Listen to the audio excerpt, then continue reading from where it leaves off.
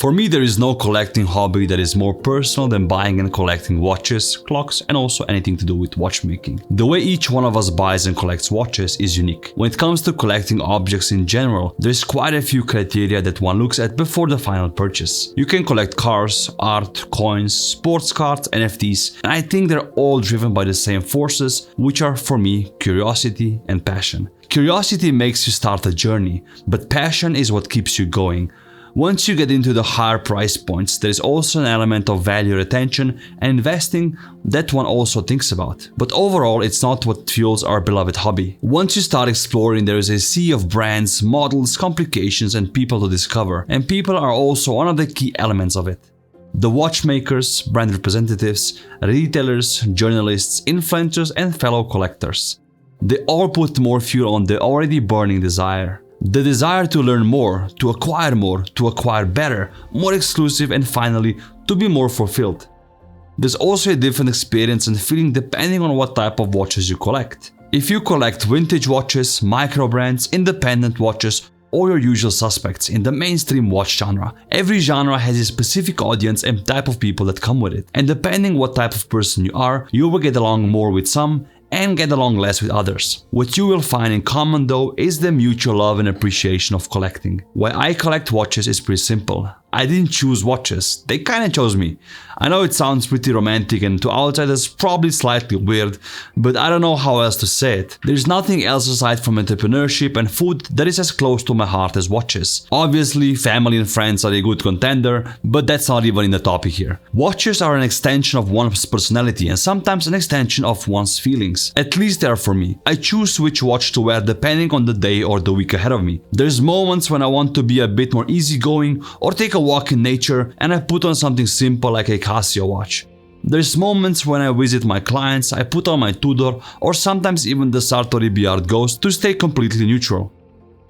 My favorite moments are when I'm in a problem-solving mood or a more creative mood, let's say. Or just when I meet up my collector friends, then I put on something more special. I put on my Hublot Singapore Watch Club edition, the Mad 1, Joker, or the Louis Rar Zilberstein watch. Or even my piece unique Felipe Piccolic, which is a very important watch to me as it marks the first watch to bear my logo.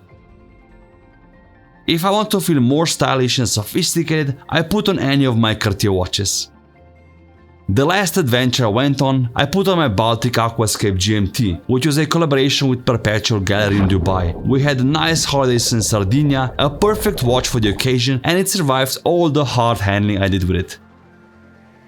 I only wear my Rolex watches if I'm in Switzerland. These watches basically don't leave the country. I have seen plenty of social media robbery videos and posts to advise me against it. Once in a while there is also the instance where I'm at home and I just want to look at pocket watch and imagine how it must have been living in that era.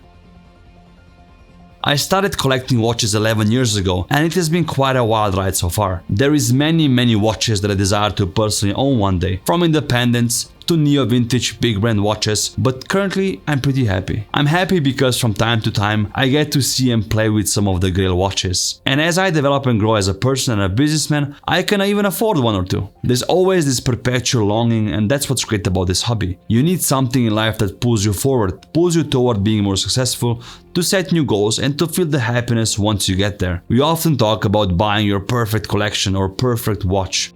The more I collect, the more I doubt it actually exists. As I get older, my taste, understanding and desire for watches changes with me. Sure, there's models which I wanted since many years, but overall it's an ever unraveling journey and I wouldn't want it any other way. Enjoy the process, guys. Enjoy the experiences when you meet new people and enjoy the fact that you own a watch which you didn't even think you will own in the past. I would love to hear some of your stories in the comment section below so we can learn more from each other and also grow as a community. With this channel, I strive to showcase watches which hopefully fuel your desire to learn more and to fall more in love with this hobby. If there's any watchmaker, brand or model which you want me to review or talk about, let me know and I will do my best to make it happen. We have some pretty cool guests planned for the rest of the year and I hope you have enjoyed the video so far.